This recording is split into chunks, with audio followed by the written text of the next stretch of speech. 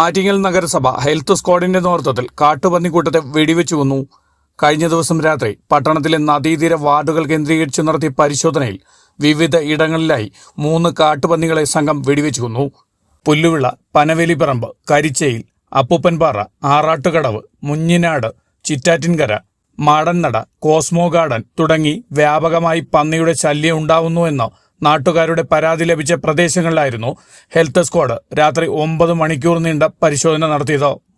Forest department അംഗീകൃത ഷൂട്ടർമാരായ സുധർമ്മൻ, ജവഹർ, അനിൽകുമാർ തുടങ്ങിയവരായിരുന്നു വേട്ടക്കാർ.